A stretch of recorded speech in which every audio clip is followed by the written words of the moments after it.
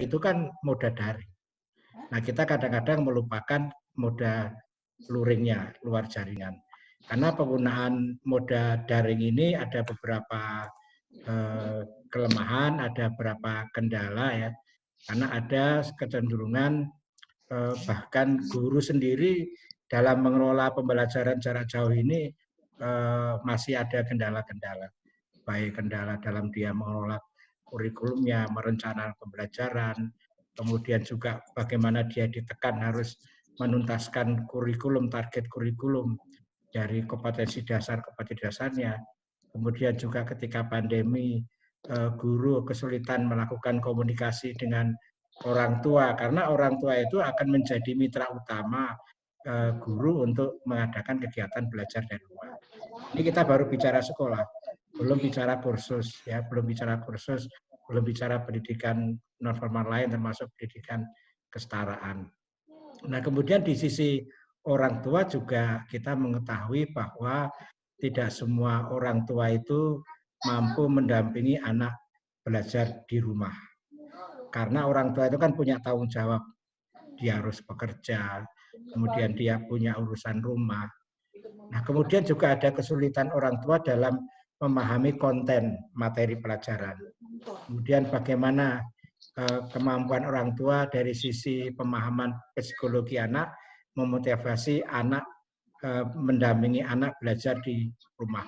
Ini kendala-kendala yang dihadapi oleh orang tua ketika melaksanakan pembelajaran jarak jauh, terutama dengan menggunakan moda daring ini.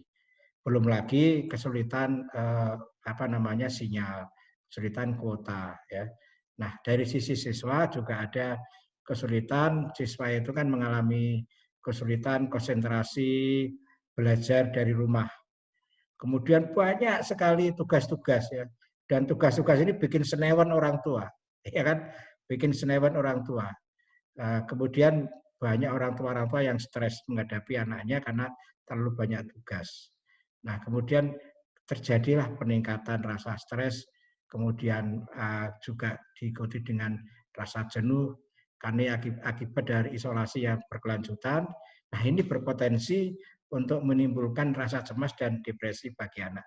Nah, ini saya kira perlu kita cari solusinya.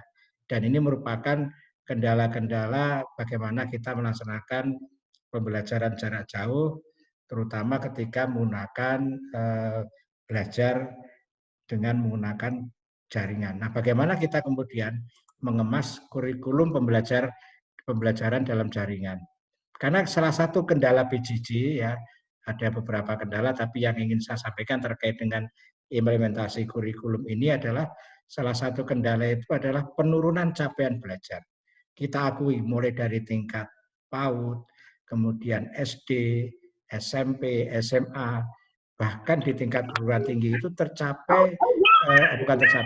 terjadi penurunan capaian belajar, yaitu adanya kesenjangan capaian belajar karena perbedaan akses dan kualitas selama pembelajaran jarak jauh ini yang dapat mengakibatkan kesenjangan capaian terutama untuk anak dari sosial ekonomi yang berbeda.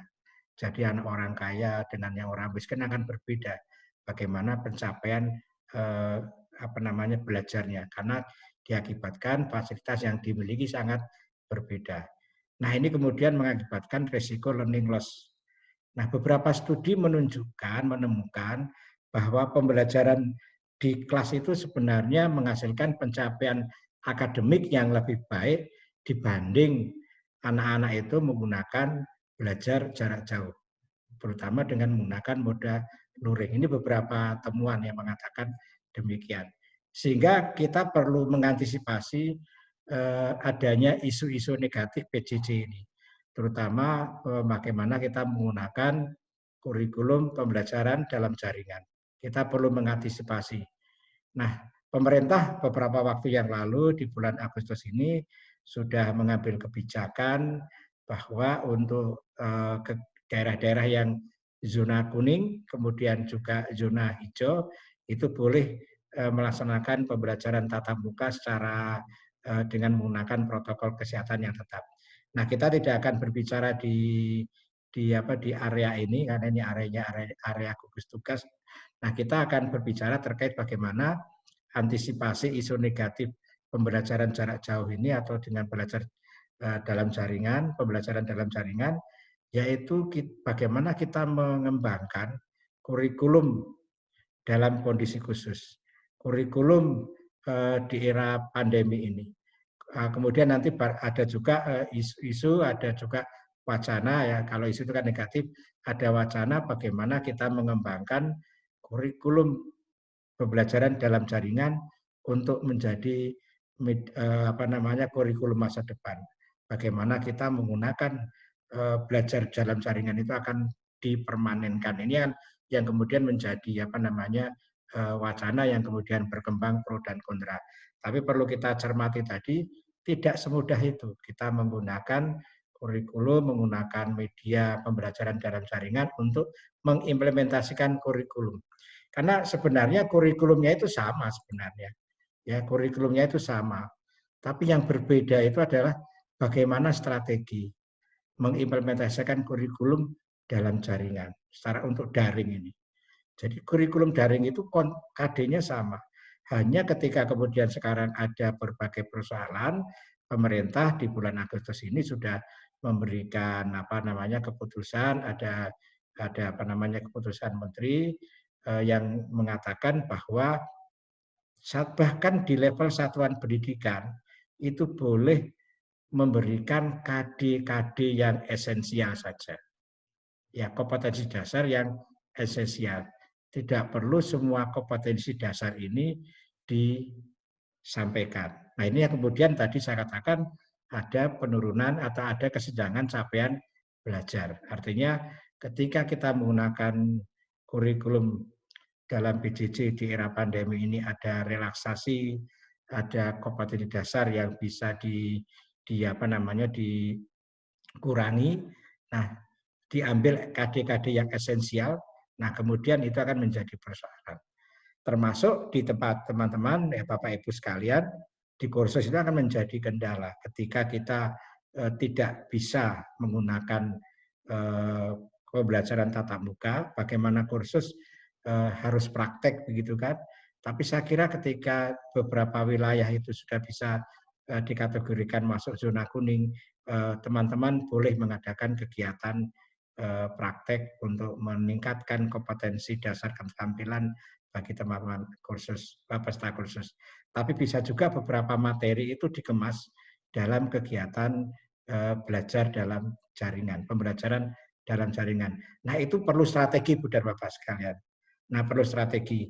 Bagaimana kita mengemas kurikulum, strateginya bagaimana pelaksanaannya dalam sebuah pelatihan, dalam sebuah bimbingan teknis, kursus, dan sebagainya. Karena apa? Kegiatan pembelajaran dalam jaringan itu bukan sekedar memindah kelas reguler ke kelas virtual.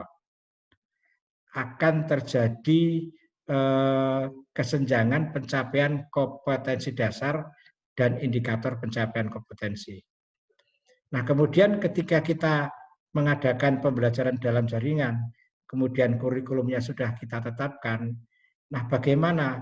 Kan sekarang ini semua kurikulum, mulai dari kurikulum pendidikan formal, mulai jenjang TK, PAUD, sampai ke perguruan tinggi, dan juga kurikulum kursus, itu kan semuanya serempak menggunakan yang kita sebut dengan pendekatan pembelajaran saintifik.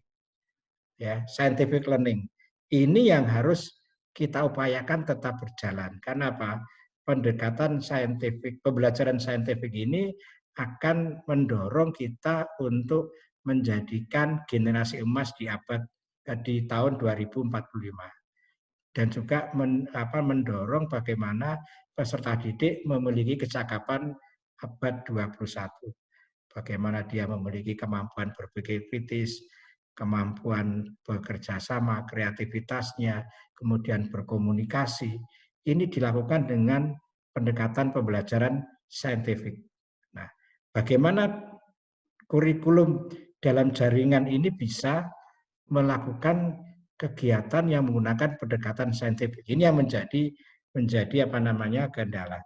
Nah, di ruangan ini ada beberapa kawan yang ada 2 tadi saya lihat, beberapa kawan yang pernah mengikuti BIMTEK daring saya. Jadi saya di kantor itu menginisiasi sebuah BIMTEK daring yang kemudian juga saya mencoba untuk menyelenggarakan secara swadaya bekerja sama dengan teman-teman dari forum tutor, karena saya melihat strategi BIMTEK daring yang kita coba kembangkan di Jogja ini, kita mencoba untuk bagaimana pendekatan saintifik yang 5M itu, mengamati, menanya, mencoba, menalar, dan mengkomunikasikan secara tidak sadar itu berlangsung. Tapi itu sangat bergantung kepada bagaimana keaktifan peserta didik. Tapi kita desain sedemikian rupa sehingga BIMTEK itu berjalan dengan menggunakan pendekatan itu. Maka kemudian ketika teman-teman mengetahui kegiatan kita itu 1 minggu, kemudian bertanya, Pak, 1 minggu ya Pak kegiatan BIMTEK-nya? Berarti 1 minggu virtual. Saya jawab, tidak. Kita memang 1 minggu, bahkan 8 hari. Misalnya tanggal 8 sampai 15. Itu kan 8 hari. 1 minggu full, 8 hari lah. Tapi kita tidak 8 hari full. Dan bahkan tidak 1 hari full, jam 8 sampai jam 16 sore di depan laptop, di depan HP. Nanti akan pedas matanya itu, capek matanya. Dan itu tidak akan mencapai tujuan. Maka kemudian, ini sayang ya tidak, sudah bisa share screen belum ya? Belum bisa ya? Sayang sekali. Ini inti materinya di sini. Jadi bagaimana strategi BIMTEK daring itu menggunakan Mohon maaf Pak, interupsi Pak Fauzi, sudah bisa Pak? Sudah. Oh, sudah bisa? Sudah bisa. Saya persilakan Pak Fauzi. Oh, belum. Kohas Pak ya. Oke Pak, monggo silahkan. Alhamdulillah kalau begitu Pak.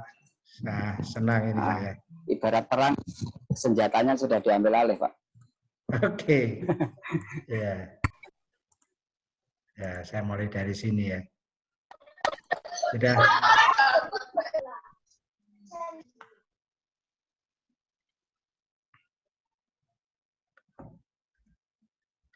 Nah, sebenarnya bagaimana kita mengimplementasikan kurikulum dalam jaringan itu. Jadi kalau kurikulumnya itu hampir sama sebenarnya. Ya, tinggal kita memilih KD-KD yang esensial. Tapi yang paling penting adalah bagaimana strategi mengimplementasikan kurikulum dalam jaringan. Ini yang paling penting. Jadi kalau kurikulumnya tidak jauh berbeda, ya. Nah, kemudian teman-teman kursus itu menggunakan pendekatan yang kita sebut dengan blended learning.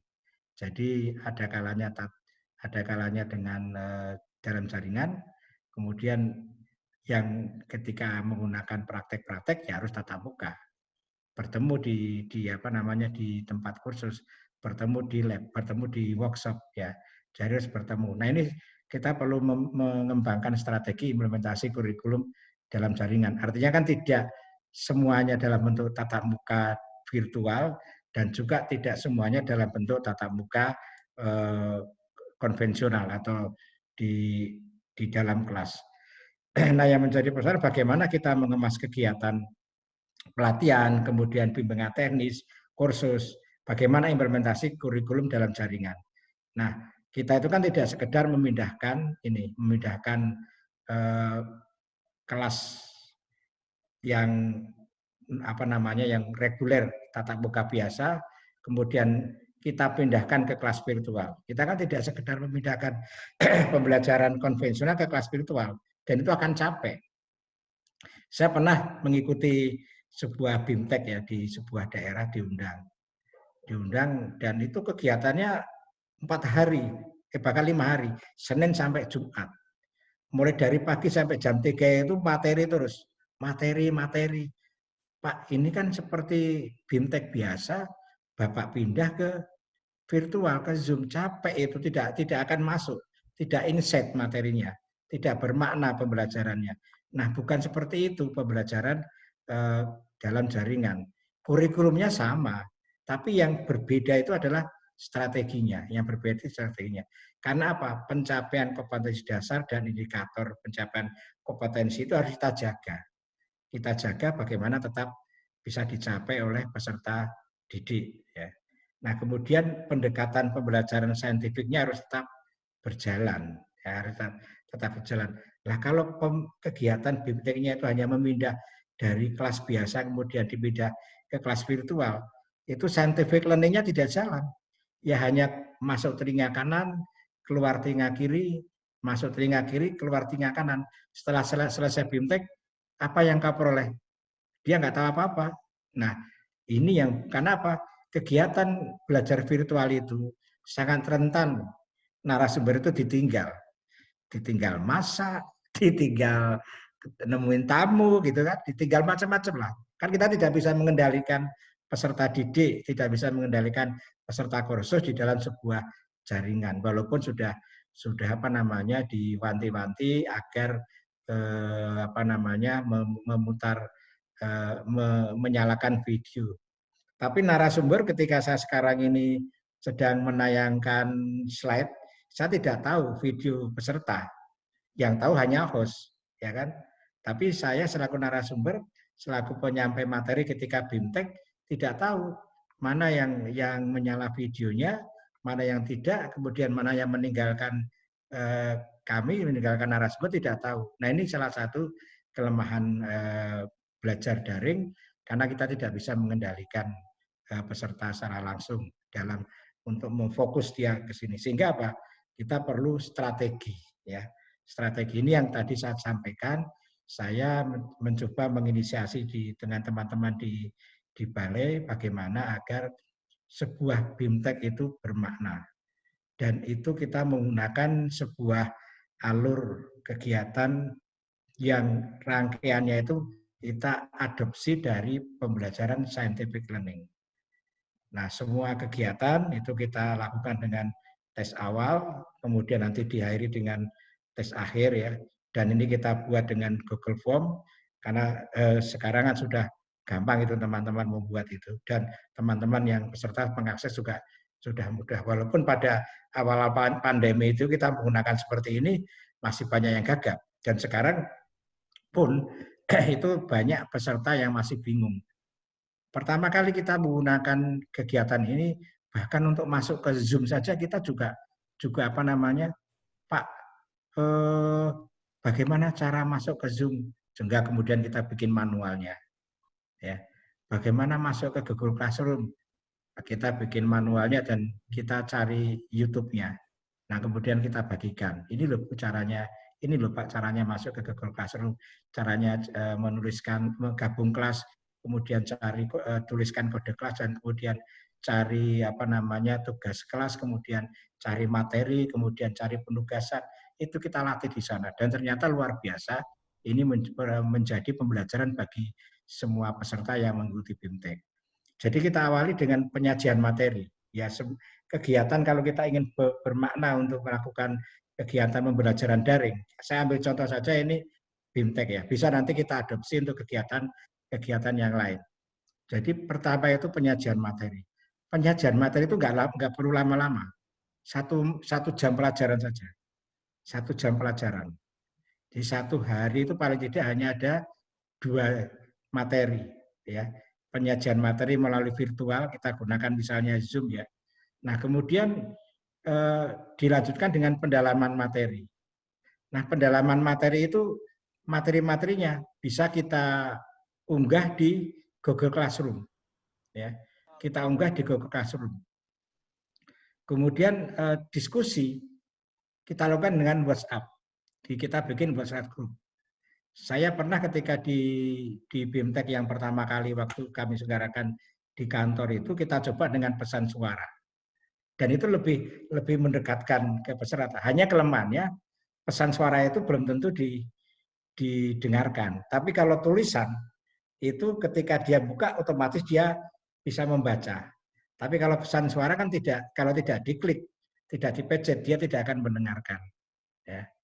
Nah di BIMTEK yang swadaya kemarin saya belum mencoba dengan pesan suara, karena apa? Belum tentu dia mengklik. Tapi kalau membaca Itu kalau dia buka grup dia membaca.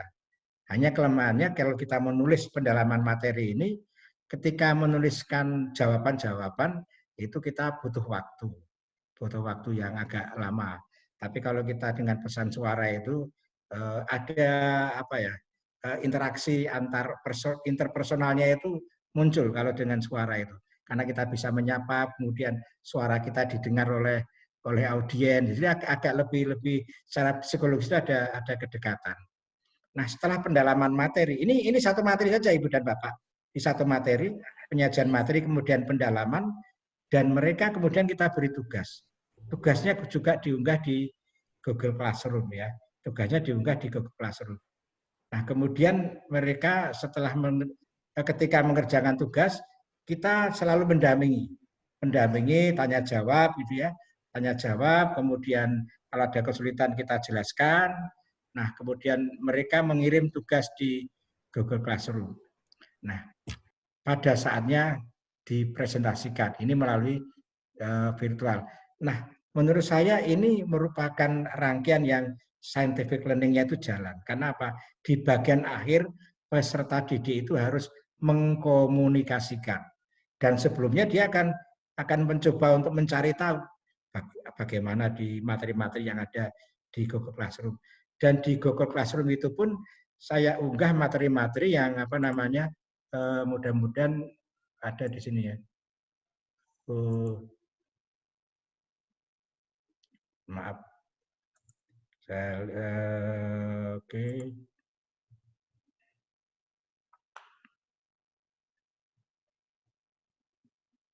Nah, ini benar Bapak ya. Nah, ini contoh yang kemarin di tugas kelasnya kita lihat per topik. Nah, ini ada materinya di sini. Teman peserta bisa melihat materi di sini. Termasuk juga mereka kita beri ada video, ada materi dalam bentuk e-book, kemudian ada video, kemudian ada panduan bagaimana melakukan pemetaan. Ini kan materinya pemetaan. Materinya struktur kurikulum dan pemetaan SKK. Kemudian ada PowerPoint-nya jelas. Nah, kemudian ada contoh untuk pemetaan dan contoh struktur kurikulum ya. Nah, ini apa namanya contoh dari materi. Nah, kemudian di sini juga ada contoh tugasnya. Ini yang mereka apa namanya mereka kerjakan. Dan ini tergantung peserta yang melakukan. Karena apa? Karena kan dari semua tugas yang diberikan itu kan hanya sepertiga yang menyerahkan tugas kembali. Dan ini akan sangat bergantung peserta yang memiliki motivasi kuat untuk mengerjakan, dia pasti akan mengetahui dan nanti akan mencoba untuk menganalisis sesuai dengan tugas-tugas yang diberikan, kemudian dia mengerjakan, kemudian dia akan mengkomunikasikan ketika pada saatnya mereka kita minta untuk mempresentasikan. Jadi itu Ibu dan Bapak sekalian bagaimana kita mencoba untuk menyusun strategi BIMTEK daring agar menjadi lebih bermakna. Nah, tentunya strategi kurikulumnya itu harus kita kita bagi. Ada tatap muka virtualnya yang tadi sesuai dengan strategi tadi, kemudian yang kedua ini adalah pendalaman materi dan pendampingan. Kemudian mereka diminta untuk mengerjakan tugas mandiri, ini tidak terjadwal. Yang hijau ini tidak terjadwal, tapi tetap kita beri jam. Karena apa? Dia mengerjakan sendiri. Kemudian presentasi, ya. Presentasi. Nah, ada kalanya presentasi ini berjalan dan ada kalanya presentasi ini kemudian menjadi ajang tanya jawab untuk pendalaman kembali materi-materi yang dia dia temui pada saat tatap muka virtual maupun ketika pendalaman masih belum jelas, kemudian dia tanyakan pada saat presentasi. Nah, struktur kurikulum ini kan hanya sedikit penyesuaian sebenarnya kurikulumnya. Penyesuaian di bagian tatap muka yang biasanya kalau kita reguler itu jam tatap mukanya banyak, ini jam tatap mukanya kita kurangi. Kita kurangi agar tidak melelahkan mata. Nah, kemudian diimbangi dengan pendampingan, kemudian penugasan, baru presentasi, ya, baru presentasi. Nah, kelemahannya adalah ketika kita memberi tugas, kita tidak bisa memberikan penugasan yang sifatnya tugas kelompok, ya, tugas kelompok. Karena kita bisa juga membuat breakout room meeting, ya, breakout room meeting itu bisa. Tapi kalau tugasnya panjang kan tidak mungkin kita zoom-nya sampai jam-jam. Nah, ini yang belum saya coba. Tapi ada strategi yang barangkali dengan breakout room meeting kita bisa melakukan pengerjaan tugas mandiri melalui split room meeting. Nah, itu Ibu dan Bapak, ini beberapa flyer yang kemarin saya lakukan dengan teman-teman dari Forum Tutor, dan sekarang masih ada yang berjalan ini. Nah, ini salah satu pesertanya lumayan, yang kemarin 135 orang, kemudian 91, tapi tidak semua dia akses ke Google Classroom. Masih ada beberapa yang tidak akses. Nah, itu kita serahkan ke peserta didik, bagaimana dia mau memanfaatkan media yang sudah kita siapkan. Ini testimoninya, dan ternyata sangat bermanfaat apa yang sudah mereka dapat. Ini ini tanya jawab ketika pendalaman materi. Nah, kemudian ini testimoninya. Saya kira itu Ibu dan Bapak sekalian yang bisa saya sampaikan, dan mudah-mudahan dari sedikit pengalaman yang sudah saya lakukan bisa memberikan inspirasi bagi Ibu dan Bapak sekalian agar kita bisa lebih menggerakkan kegiatan pembelajaran bagi teman-teman di pendidikan non formal dan juga teman-teman di kursus. Tinggal bagaimana kita mengadopsi untuk lembaga kursus dan pelatihan. Barangkali selebihnya kita diskusi sehingga kita bisa mengerucut pada masalah-masalah yang Bapak Ibu hadapi. Saya kira itu Pak Kang Ben, terima kasih. Assalamualaikum warahmatullahi wabarakatuh. Waalaikumsalam warahmatullahi wabarakatuh. Terima kasih Pak Fauzi. Pemaparannya begitu gamblang Bapak Ibu, ya, begitu jelas sekali. Dan saya kira Bapak Ibu juga sudah mulai penasaran, ingin menanyakan sesuatu, bagaimana detailnya mengaplikasikan ke dalam sebuah pembelajaran daring. Baik, Bapak Ibu, kami beri kesempatan kepada Bapak Ibu untuk bertanya, bisa lewat chat, atau ini saya bacakan dulu Pak, ya Pak Fauzi. Ini ada pertanyaan dari dari Pak Subianto. Terus kemudian ada lagi dari Pak Frans. Ini mungkin bisa saya bacakan dulu sambil menunggu pertanyaan dari Bapak Ibu semua. Baik, untuk Pak Subianto, beliau menanyakan bagaimana upaya suatu lembaga PAUD, TK, KB, PP dalam upaya merealisasikan program lembaga terkait RAP yang mestinya, RAP ini rencana anggaran biaya Pak, ya, yang mestinya direalisasikan oleh wali murid, yakni kewajiban membayar SPP bulanan. Sementara proses KPM tidak berjalan sesuai rencana. Bahkan sudah ada suara-suara wali murid yang menanyakan apakah kita harus bayar SPP sesuai RAPBS, padahal pembelajaran nyaris tidak ada. Ini sepertinya curhat ini Pak. Ya. Moga silakan langsung saja Pak. Baik, begini. Jadi kita memang ini kan hanya ada terjadi kurang komunikasi sebenarnya di antara dua pihak. Padahal sebenarnya dua-duanya itu juga berat loh Pak. Jadi orang tua juga berat, karena orang tua itu senewen sekarang. Misalnya ya, bayangkan anak baru masuk PAUD, belum pernah sekolah, masuk PAUD, hanya suruh lihat video, terus bikin WA. Anak SD itu sekarang, beberapa SD di kota-kota itu, anaknya itu harus punya Gmail. Karena apa?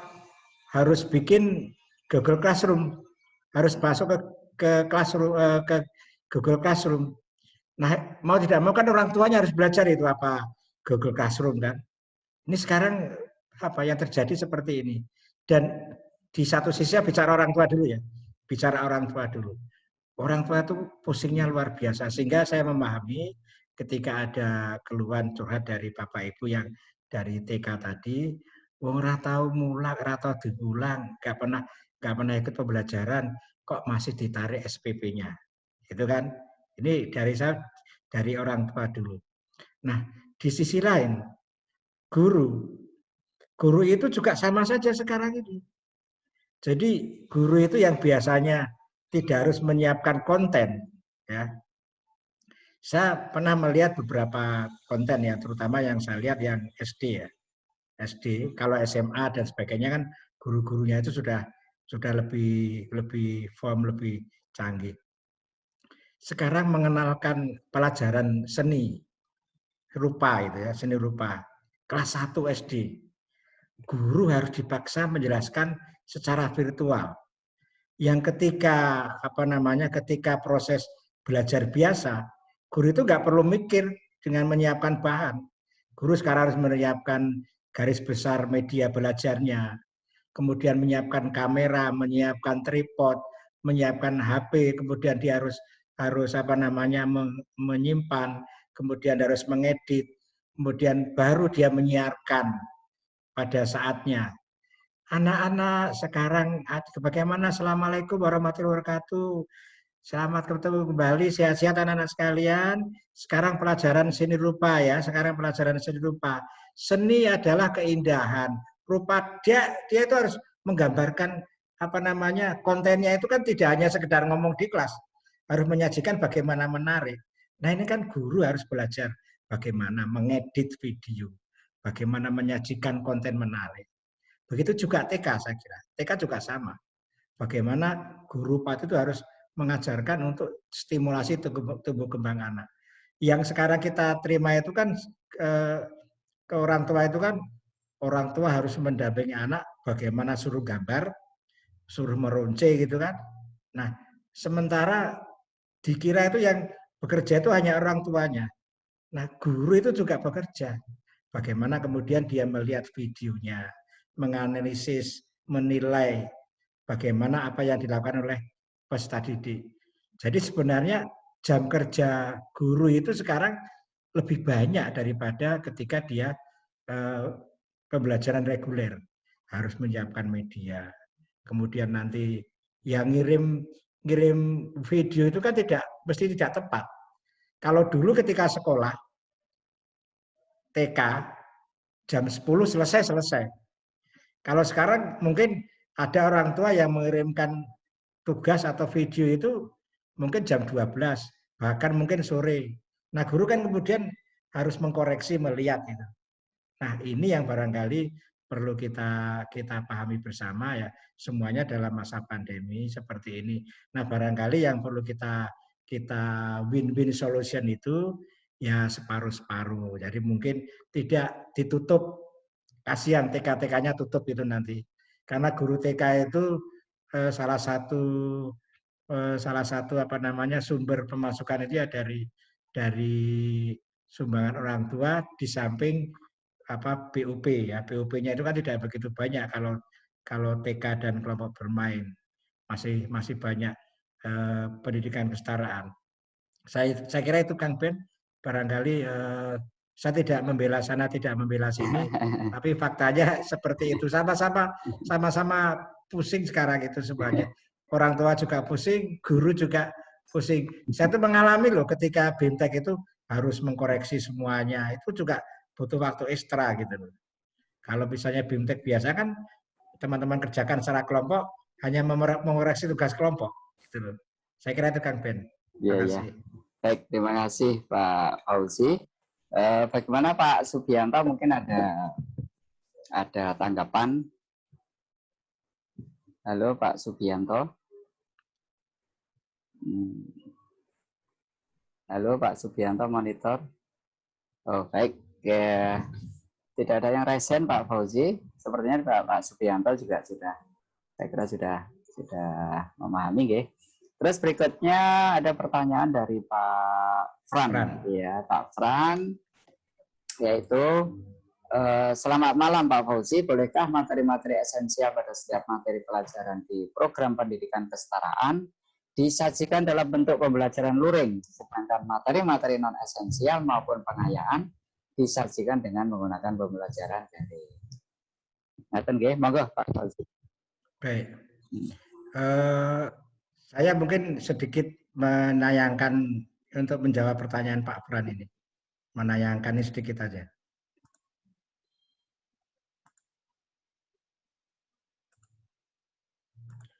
Jadi begini Pak Fran, karena pertanyaan tentang pendidikan kesetaraan, saya akan mencoba untuk menjelaskan bagaimana sih sebenarnya pendekatan yang dilakukan dalam pendidikan kesetaraan yang sesungguhnya. Saya bicara yang sesungguhnya, yang sesuai dengan filosofi dan ide awal ya, ide awal. Jadi sebenarnya pendidikan kesetaraan itu menggunakan modul sebagai delivery sistem pembelajaran. Karena modul itu sebagai delivery system, jadi modul itu kan penyampai akhirnya. Dia penyampai. Jadi penyampainya itu bukan guru. Penyampai materi, konten itu adalah modul itu sendiri. Karena modul sekali lagi sebagai delivery system pembelajaran. Nah, seperti kita ketahui tadi sudah saya jelaskan, pembelajaran jarak jauh itu ada dua. Satu daring, dua luring. Nah, modul ini sebenarnya adalah modal luring gitu loh. Di modul itu modal luring. Jadi pendidikan syariah itu menggunakan modul sebagai delivery system. Nah, modul itu sebagai modal luring. Nah, ini sama dengan UT sebenarnya. UT itu kan menggunakan modul sebagai delivery system pembelajaran. Sama dengan kesetaraan. Maka kemudian kegiatan pembelajarannya itu dilakukan dengan belajar mandiri sebenarnya. Jadi sebenarnya pendidikan kesetaraan itu seperti UT. UT itu belajar mandiri. Begitu juga di pendidikan kesetaraan. Ini desain awalnya begitu loh ya. Tapi yang terjadi di lapangan kan beda. Yang terjadi itu beda lagi. Ya. Nah, sehingga kalau kita lihat kenapa di pendidikan kesetaraan itu disebut tutor. Karena di UT itu yang ketemu mahasiswa rutin tiap semester itu bukan dosen, tutor. Yang diangkat itu kan tutor. Dosennya di Pondok Cabe di UT. Yang ketemu mahasiswa di pertemuan kegiatan menjelang ujian itu kan tutor. Nah, begitu juga di kesetaraan. Gurunya itu yang mengajar itu bukan guru, disebut tutor karena menggunakan modul sebagai delivery sistem pembelajaran. Boleh tidak kita kemudian menggunakan moda daring? Boleh. Boleh siap, boleh sekali. Maka kemudian kita mengatakan menggunakan belajar berbasis modul tidak secara mandiri penuh tapi blended ya, blended.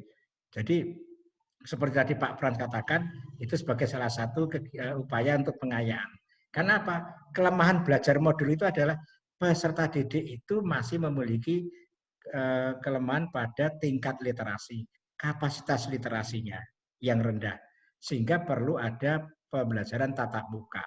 Nah, ketika sekarang COVID-19, tatap muka agak sulit, maka kemudian dengan menggunakan daring. Jadi sebenarnya ketika COVID-19 ini, pendidikan secara itu harusnya paling siap menghadapi kegiatan belajar jarak jauh. Maka kemudian kita kan dengar, sekolah itu sekarang ikut-ikutan bikin modul. Karena modul itu sebagai modal luring gitu. Di modul sebagai modal luring. Nah, ini barangkali yang perlu kita pahami dan mungkin apakah kursus bisa mengadopsi seperti ini kan ini menjadi tanda tanya besar. Saya kira itu Pak Fran. Pak Fran ya. Iya Pak tambahan. Fran. Bagaimana Pak Fran? Mungkin ada tanggapan? Pak Fran Serai. Silakan Pak Fran, mungkin ada tanggapan. Halo, selamat malam. Malam Pak Fran. Malam Pak Fauzi. Ya, ini kelihatannya kita sudah sedikit kembali diterahkan ke kondisi 2003 ya Pak ya, sejak penghapusan ujian persamaan itu dulu Pak.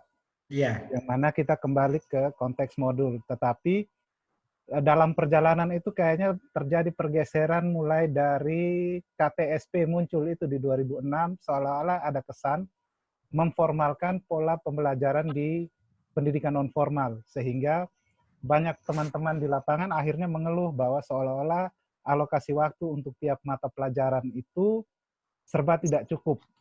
Sementara kita tahu bahwa sistem pembelajaran kita itu tuh kan basisnya modul sebagai delivery system, kemudian ketika ada terjadi kesulitan dalam proses tatap muka itu kan lebih banyak menggunakan pola tutorial. Tetapi karena semuanya terbawa ke kondisi formal, akibatnya jadi seperti yang dikatakan itu.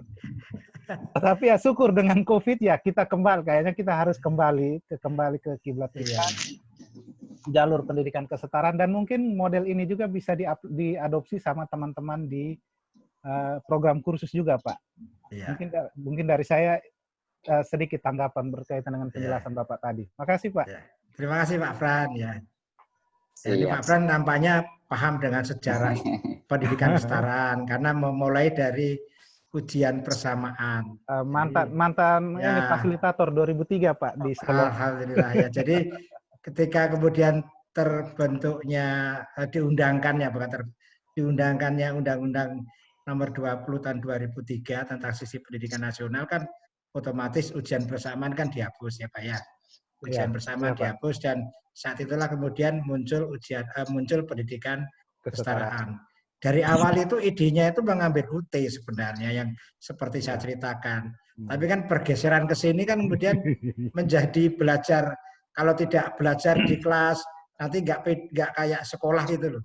Padahal bukan itu maksudnya, hanya kan persoalannya bagaimana tingkat literasi masyarakat kita masih rendah sehingga masih perlu ada pendampingan, yaitu dengan tatap muka yang sebenarnya juga bisa berbentuk tutorial. Ini yang belum berjalan Pak. Nah, saya termasuk orang yang tidak akan jemu-jemu mengingatkan teman-teman di pendidikan non formal. Kalau saya menyebut seperti teman-teman NU dulu itu, mari kita kembali ke khitoh. Apa khitohnya? Khitoh belajar modul itu loh. Jangan pendidikan kesetaraan malah ini apa namanya Yun Sewu nge-share screen lagi Pak. Satu slide aja. Ini yang terjadi itu kan ini Pak Rey. Ya, kayak slide berikutnya Pak. Ini yang lebih terjadi kan ini. Ini modulnya kan ini Pak. Ya, Pak. Modulnya ini kemudian dibawa seperti belajar sekolah itu loh. Ya kan? Yang terjadi kan ini. Jadi modulnya itu sebenarnya kalau kita lihat kalimat-kalimatnya itu mereka untuk belajar jarak jauh gitu loh. Ya. Jadi ketika saya diminta untuk menyampaikan pembelajaran kurikulum belajar dari jaringan, itu sebenarnya di kesetaraan yang paling penting adalah bagaimana mengembalikan belajar modul. Walaupun sekarang di pendidikan kesetaraan juga kita kembangkan yang disebut dengan setara daring. Ya. Nah, pembelajaran dalam jaringan itu kan kita mengenal ada dua. Satu yang sinkronus, yang kedua yang asinkronus. Nah, sekarang ini kan yang termasuk sinkronus, karena kita bisa berinteraksi langsung. Tapi kalau kita menggunakan LMS, kemudian menggunakan Google Classroom, itu kan termasuk dalam jaringan, tapi yang asinkronus. Ya, ini yang barangkali kita perlu dua-duanya tidak ada mana yang lebih baik, mana yang lebih buruk. Sinkronus dan asinkronus itu bisa kita kolaborasikan, bisa kita blended. Bahkan dalam jaringan, seperti yang Pak Fran tadi sampaikan, itu perlu dikombinasikan dengan yang luring. Gitu ya Pak. Ya. Tapi jangan PJD. Kalau saya tetap PJJ, jangan ya. PJD. PJD itu pembelajaran jarak dekat itu loh Pak. Ya tuh seperti sekolah akhirnya. Ya, seperti sekolah, jadi kembali ke sekolah. Pembelajaran jarak dekat. Kalau saya kesetaraan itu ya tetap pembelajaran jarak jauh, bukan pembelajaran jarak dekat itu. Gitu. Ya. Kasih Pak. Ya sama-sama. Luar biasa nih Pak ya, nyambung. Gimana Pak Fran? Cukup? Clear kan? Siap. Baik, terima kasih Pak Fran. Selanjutnya Pak Eko ini Pak. Ini dari Eko, Pak Eko, LKP Omega Cilacap. Adakah tips dan triknya supaya peserta didik kursus tertarik untuk join kelas daring? Kami sudah melakukan kelas daring, tapi pesertanya masih kurang maksimal. Nah, maksimal sama optimal bedanya apa nih Pak? Baik melalui Zoom maupun WA Group belum bisa menerapkan 5M. Terima kasih. Monggo Pak. Baik, tidak hanya Pak Eko PP ya. Pak Eko Pranyono juga sama ini nasibnya ini. Tadi saya tunjukkan di Google Classroom Bapak kan lihat sendiri, saya memberikan tugas kepada 125 orang, yang merespon cuma berapa tadi? 35, 36 kan? Sama nasibnya Pak Eko dengan saya.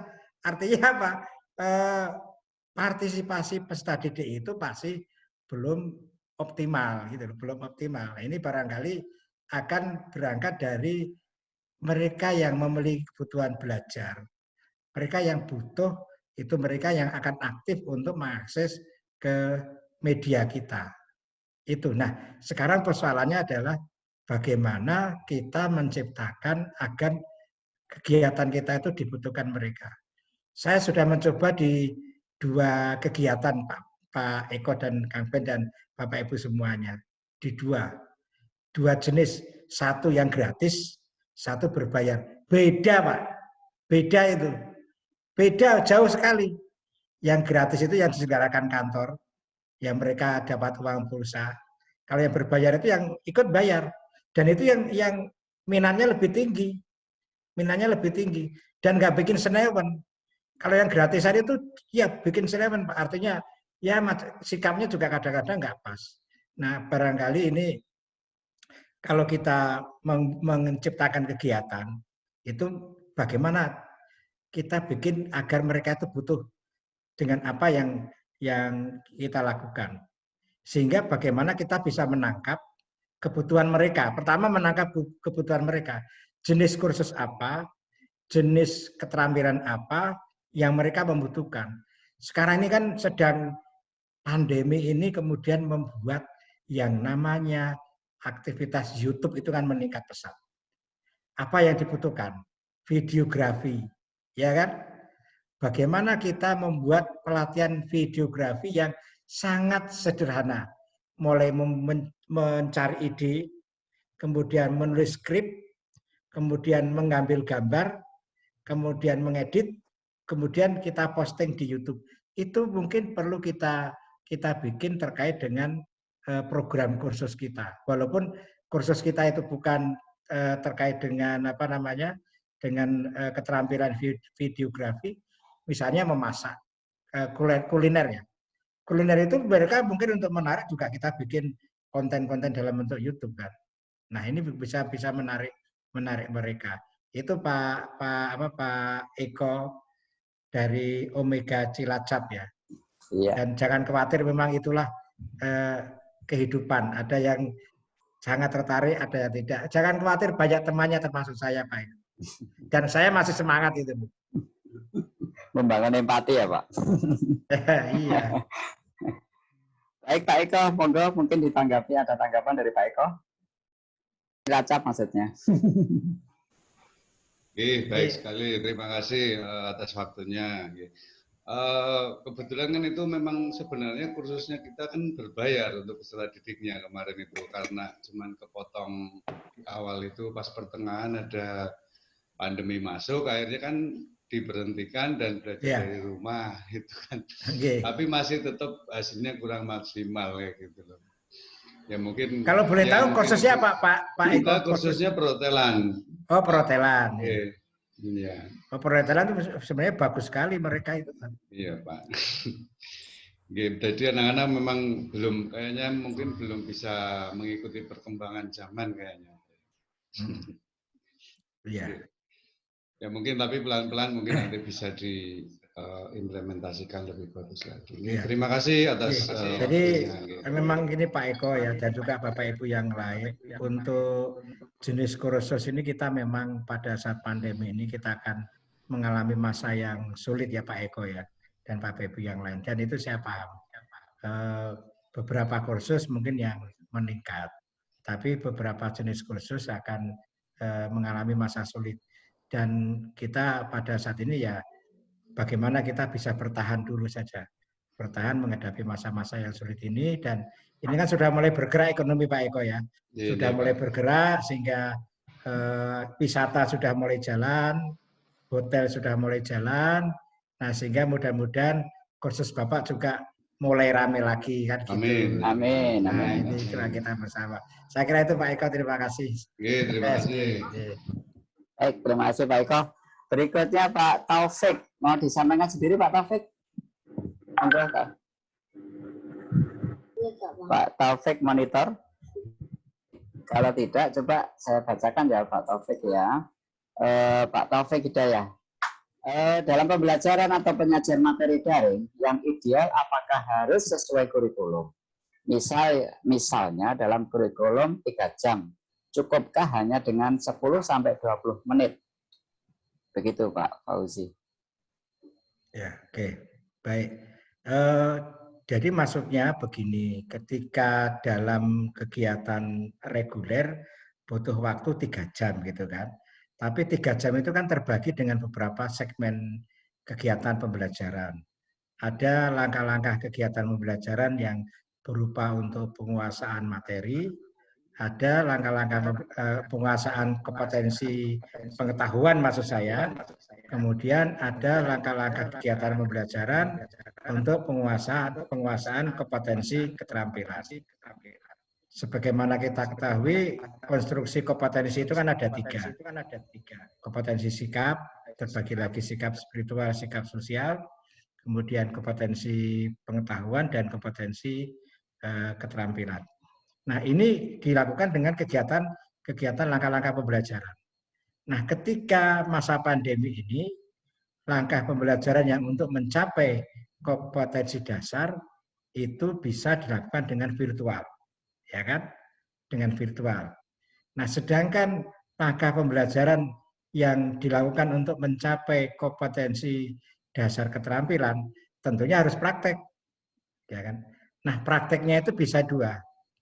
Praktek yang dilakukan secara mandiri atau praktek yang dilakukan dengan terbimbing. Nah, kalau praktek terbimbing ada 2 juga kemungkinannya. Dia datang di workshop kursus atau kemudian lembaga kursus menciptakan kelas virtual yang sifatnya praktek. Sehingga kemudian langkah-langkah pembelajaran tadi kan di-split. Sehingga kemudian yang saya sajikan tadi, untuk virtual pengetahuan bisa hanya sepertiganya, ya, bisa sepertiganya. Sisanya untuk pendalaman materi praktek yang sepertiga lagi untuk kegiatan presentasi. Ini gambaran kasarnya, walaupun proporsinya tidak harus sama.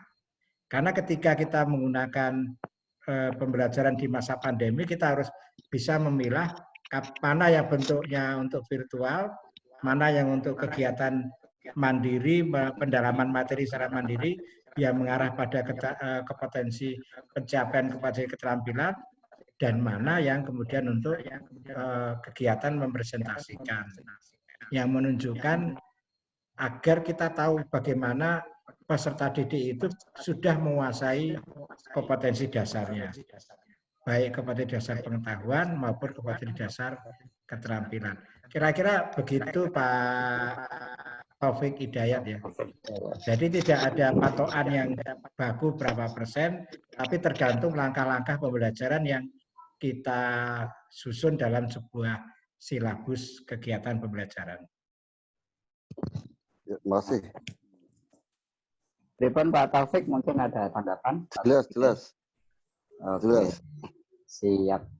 Baik, berikutnya mungkin disampaikan sendiri Pak Zamhari. Pak Zamhari. Monggo Pak Zamhari.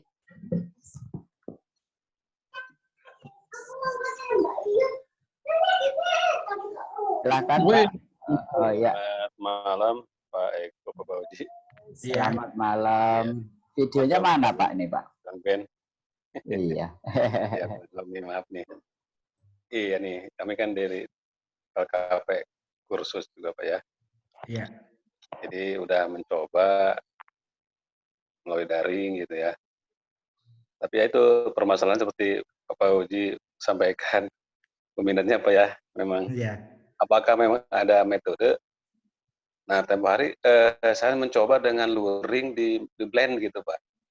Ketika ada semacam modul untuk disampaikan, itu kan perlu pakai daring gitu ya.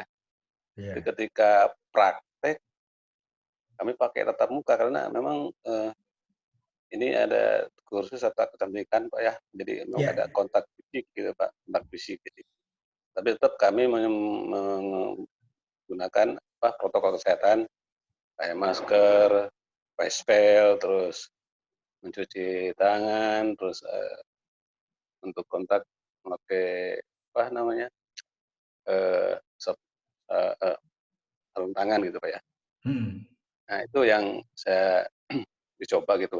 Tapi memang seperti Bapak sampaikan, memang minat untuk secara daring kurang gitu Pak ya. Nah, mungkin ada trik yang mungkin lebih fleksibel atau simple Pak. Itu aja yang kami, karena memang saya setelah amati siswa-siswa kami itu kan tidak semua secara ekonomi Pak ya mampu gitu kan. Dengan daring kemudian mereka punya HP, tapi HP juga harus Android gitu kan. Kalau bukan Android kan nggak bisa gitu Pak. Seperti itu. Apalagi mungkin seperti laptop Pak gitu. Mungkin itu yang kendala-kendala yang teknis atau mungkin karena status mereka ya Pak tidak sama. Ada yang mampu, ada yang tidak mampu. Ada yang semangat mau gitu Pak ya, tapi fasilitas tidak mendukung gitu. Nah, mungkin itu ya Pak. Sementara dari kami. Terima kasih Pak. Ya. Baik, monggo Pak Fauzi. Baik, terima kasih Pak Zamzam. Dan ini kondisi yang memang agak sulit kita hadapi, terutama di teman-teman lembaga kursus ya. Jadi sebagaimana tadi saya menjelaskan ke Pak Taufik juga, Pak Eko ya, Pak Eko, bahwa memang beberapa jenis kursus yang sifatnya itu keterampilan, seperti keterampilan vokasional seperti tata rias rambut, tata rias pengantin, yang mengharuskan kontak fisik, itu memang kita ketika dengan moda daring itu agak sulit, apalagi mereka-mereka ini kan juga ada kendala dalam pengadaan atau penyediaan gadgetnya. Nah, kalau ditanya bagaimana tipsnya, memang jawabannya sulit juga Pak itu.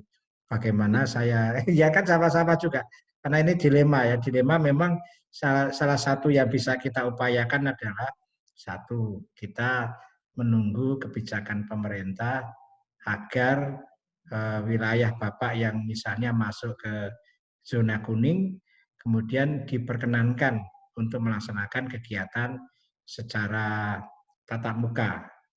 Nah ini yang doanya Pak. Jadi kita segera kembali ke seperti yang tadi di awal ketika saya belum bisa share screen, kan menyampaikan bahwa mudah-mudahan kita di zona kuning ini bisa minimal zona hijau ya. Zona hijau itu sudah bisa dimulai. Tapi untuk bertahap ya, bertahap mulai dari SMA, kemudian kursus yang orang dewasa, kemudian menginjak ke jenjang SMP, SD, dan terakhir PAUD yang bisa mengadakan tatap muka. Tapi kalau saya lihat tren di lapangan Bapak, di beberapa daerah, kita lihat di televisi, kan sekarang roda ekonomi sudah mulai bergerak. Di Jogja itu kafe-kafe sudah berjalan seperti biasa, kopi-kopi, orang kongko angkringan sudah berjalan seperti biasa. Nah, Pak Zamzam di daerah mana ini? Lampung Pak. Di Lampung. Bandar Lampung. Nah, saya kira Bandar Lampung juga sudah mulai bergerak ekonominya dan masyarakat sudah mulai beraktivitas seperti biasanya. Nah, ini mudah-mudahan kemudian menggerakkan LKP Bapak untuk bisa beraktivitas. Hanya kemudian kan kita harus mengikuti dengan mengadaptasi kebiasaan baru. Yang dulu mungkin di lembaga kursus itu tidak ada tempat cuci tangan, sekarang harus disediakan tempat cuci tangan, begitu Pak ya. Harus tersedia sabun, sehingga sebelum masuk ke tempat ruangan khusus harus cuci tangan dulu, kemudian diukur suhunya. Nah, kemudian ketika melakukan praktek ya menggunakan peralatan yang menghindari kontak langsung. Nah, ini barangkali salah satu solusi bagaimana kita menghadapi keadaan yang sekarang, karena seperti yang Pak Zamzam tadi katakan, mereka kan sulit kita ajak kegiatan dengan daring karena tidak ada perangkat yang memadai untuk mereka. Nah, saya kira kondisi sekarang ini sudah mulai berangsur baik Pak Zamzam ya, sehingga mudah-mudahan bisa terasasi apa yang Bapak sampaikan tadi. Memang untuk beberapa kursus ya kita harus menunggu sampai apa namanya situasi membaik. Misalnya kalau kursus bahasa itu bisa berjalan tanpa apa namanya karena dia bisa tetap menggunakan daring. Tapi kendalanya memang harus ada perangkat yang disediakan. Nah, biasanya teman-teman yang ingin kursus bahasa itu kan agak golongan menengah, ya bukan menengah ya bawah, tapi agak atas sedikit sehingga bisa menyediakan perangkat, sehingga bisa berjalan. Ya, saya kira gitu ya Pak Zam-Zam. Ya.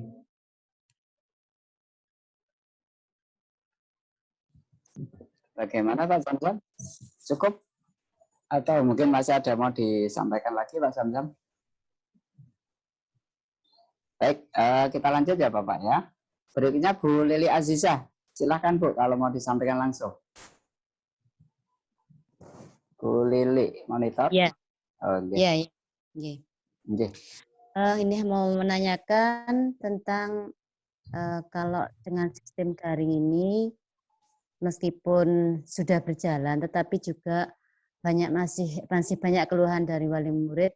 Kalau untuk pelajaran-pelajaran misalnya seperti MTK dan sebagainya, meskipun sudah ada bukunya juga, tetapi wali murid merasa kewalahan kalau sampai harus menerangkan kepada anaknya, meskipun juga gurunya sudah menerangkan secara daring, namun mereka merasa kewalahan dan mereka tetap menginginkan harus ada yang jarak dekat, tatap muka yang jarak dekat.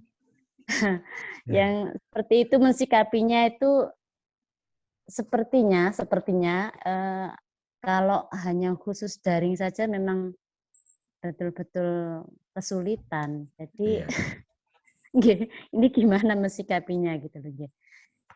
Mungkin ada cara atau bagaimana yang memudahkan gitu. Mungkin itu saja yang dapat kami sampaikan. Semoga kami bisa mendapatkan solusinya yang terbaik. Terima kasih. Baik. Waalaikumsalam. Ya, yang pertama yang bisa memutuskan adalah gugus tugas di wilayah itu kabupaten kota. Apakah sebuah wilayah sudah diperkenankan untuk menyelenggarakan kegiatan belajar tatap muka? Karena kan kita memang melihat akan terjadi kejenuhan dan ini sudah diakui oleh Kementerian Pendidikan dan Kebudayaan di dalam press release pada bulan ini, di awal bulan ini memang sudah terjadi kejenuhan dan lama-lama akan ada kesenjangan capaian kompetensi bagi peserta didik, dan juga lebih ekstrim lagi mungkin akan terjadi stres anak, kemudian stres orang tua, dan ini sudah disadari oleh pemerintah. Namun demikian yang lebih dari itu adalah keselamatan peserta didik, keselamatan keluarga itu menjadi lebih penting dibanding perasaan-perasaan itu tadi. Jadi keselamatan yang menjadi lebih penting. Nah, kita berdoa agar sebuah daerah bisa menjadi zona hijau atau zona kuning. Nah, ketika sudah menjadi zona hijau atau zona kuning, ini yang menetapkan siapa? Yang menetapkan adalah gugus tugas kabupaten kota. Karena SD kan di tingkat kabupaten kota. Nah, ketika sudah masuk zona itu, maka bisa diperkenankan adanya kegiatan belajar tatap muka secara bertahap, terutama di zona hijau. Tapi dengan kegiatan yang tidak banyak kerumunan, dan bahkan kelasnya itu dibagi menjadi shift, ya, dibagi menjadi shift. Dan inilah kemudian yang guru memang harus berkorban, dia harus mengajar lebih banyak jamnya daripada biasanya. Dan saya kira ini tidak menjadi masalah. Ini sebuah tanggung jawab yang harus dipikul oleh guru ketika nanti anak-anak itu akan masuk dengan cara shift. Karena tidak boleh satu kelas kumpul bareng ketika di era adaptasi kebiasaan baru. Harus dibagi menjadi shift. Ya. Kemudian di sekolah juga disediakan tempat cuci tangan, wastafel, kemudian sabun. Itu saya kira salah satu solusinya itu, Bu. Nah, bagaimana dengan yang masih zona merah? Ya ini kita berdoa mudah-mudahan segera kuning, kemudian menjadi hijau, kemudian kegiatan belajar bisa berjalan normal. Di beberapa daerah kemudian menunjukkan bahwa terdapat guru-guru yang kena terpapar COVID-19. Nah, tentunya ini kan kita tidak ingin menyebarkan sekolah menjadi klaster penyebaran COVID-19. Nah, memang kita sudah merasa bahwa anak-anak dan orang tua itu kan jenuh, tapi mari kita ya sabar menghadapi semua ini. Dan kalau misalnya di sebuah daerah itu dinyatakan boleh menggunakan kegiatan belajar tatap muka, orang yang pertama kali bisa menolak itu adalah orang tua. Tapi nampaknya sekarang orang tua itu malah pengen anaknya itu segera sekolah itu loh. Jadi kan protokolnya itu kan, jadi walaupun gugus tugas menyatakan kepada kepala daerah boleh dibuka sekolah. Nah, kemudian perintah ke dinas perintah ke satuan pendidikan. Ketika orang tua tidak mengiyakan, ya sekolah itu nggak buka. Tapi sekarang itu kan malah banyak orang tua sekolah pengen buka gitu. Ya ini alhamdulillah kalau memang misalnya sudah masuk ke zona kuning, di prosedurnya begitu Bu Lili Aziza ya. Jadi memang kita tidak bisa memaksakan kegiatan tatap muka biasa, kemudian ketika sementara sebuah daerah itu belum masuk sebuah zona yang diizinkan oleh pemerintah daerah setempat. Dari asesmen yang menentukan itu gugus tugas COVID-19. Saya kira itu Bu Lili ya. Iya Pak, makasih. Okay. Sekam Bu Lili nggih. Nah ini mengingat waktu, ini saya ropel aja Pak ya, saya bacakan gitu ya Pak ya, Pak Fauzi. Jadi ini Pak Subianto curhat lagi Pak, kejar paket ABC yang dikelola PKBM saya mengetahui langsung mengenai frekuensi berangkatan siswa yang begitu memprihatinkan, mereka jarang berangkat. Dan sulit sekali memotivasi mereka, alasan yang banyak karena kesulitan respon solusi alternatif. Itu yang Pak Subianto, jadi mengenai, ini curhat ini lah kayaknya. Kemudian Pak Suratno, para karyawan pabrik pada dapat bantuan dari pemerintah per bulan 600.000. Bagaimana dengan karyawan LPK, LKP? Kayaknya kurang relevan ya Pak ya ini ya. Yeah. Kurang relevan, lanjut. Pak Budi Stibeng, bagaimana Pak dengan implementasi kurikulum dengan flip classroom? Terus kemudian Pak RW. Ini Pak RW Pak siapa ya? Atau benar Pak RW begini? Dari Jatim, literasi marketing digital apa yang paling masuk untuk bisa mengembangkan LKP guna meningkatkan pemberdayaan masyarakat sehingga LKP bisa berdaya saing. Nah, terus yang terakhir Pak Samsul Bahri, ada nggak tren pembelajaran daring di dunia yang bisa kita contoh? Moga Pak niki diropol mawon niki. Baik, tren pembelajaran dari yang belakang dulu. Ada nggak tren pembelajaran daring di dunia ya yang bisa kita contoh? Nggak usah dunia lah, Indonesia saja. Di Indonesia itu sudah banyak pembelajaran daring yang bisa kita adopsi dan bisa kita kembangkan di pendidikan non formal. Teman-teman kursus itu kan sudah mulai banyak menciptakan kelas daring, ya, kelas daring, dan dia menjual, termasuk tadi pertanyaan Bapak siapa tadi, dia menjual program kursusnya itu di websitenya mereka dengan menggunakan LMS dan juga nanti mereka praktek. Ada yang dijual mandiri, ada juga dengan paket cipta kerja itu ya. Ada yang dikaitkan dengan itu. Nah, ini barangkali yang bisa kita contoh. Di pendidikan setara ada setara daring. Ya.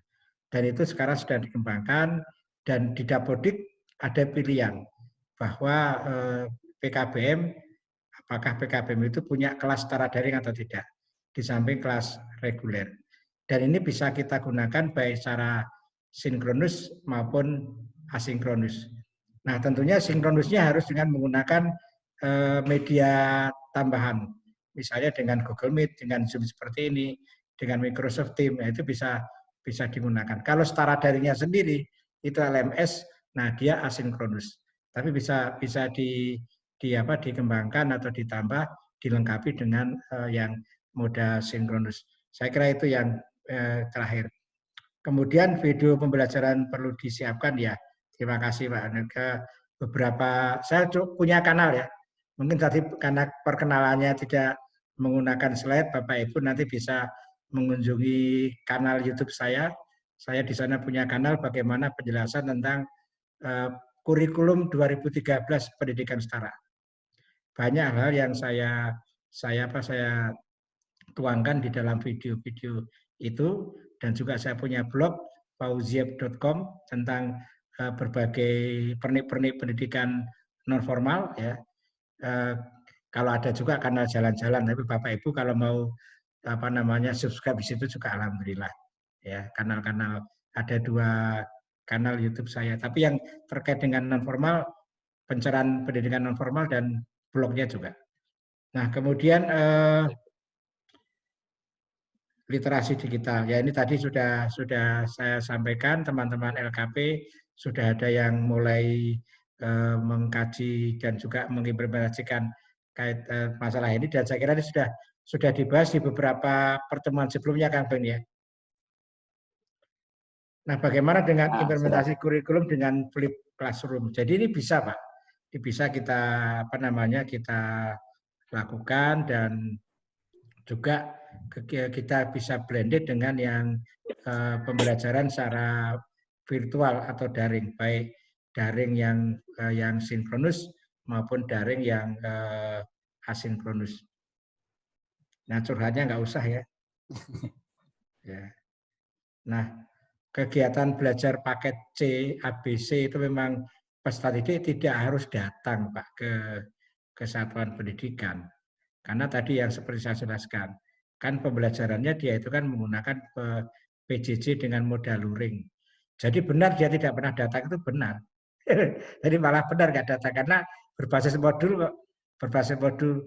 Jadi itu kacamata yang barangkali perlu kita perbaiki, cara pandang ya, cara pandang bahwa pembelajaran paket ABC itu harus datang di PKBM. Dan pendekatan modul itu tidak mewajibkan peserta didik datang. Tapi ada kelemahannya. Kelemahannya apa? Pembelajaran modul, peserta didik harus punya tingkat literasi yang memadai. Kalau dia tidak punya tingkat literasi yang memadai, belajar modul tidak akan jalan. Seperti juga Bapak Ibu ketika kita melihat ada mahasiswa UT yang berhasil itu adalah mahasiswa UT yang tingkat literasinya tinggi. Karena nggak ada yang dosen ngajari, dia membaca sendiri, ya. Ini yang barangkali perlu kita